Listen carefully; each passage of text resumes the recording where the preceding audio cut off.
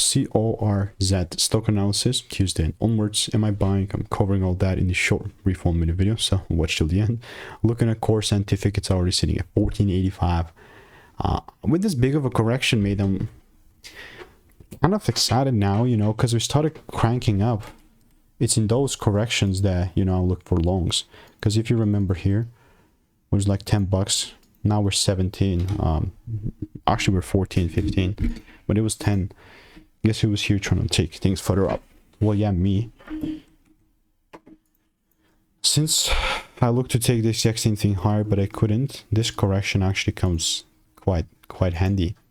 And so, if I do not see this taking place, or any confirmations happening, then bro, I guess I'm not gonna buy.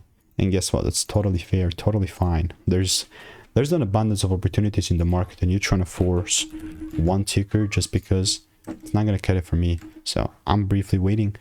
If you want the 5-10k months blueprint, just absolutely click the first link in the description. Destroy it. It's absolutely risk-free. 1,200 people have tried it, and I'll see you in the next one.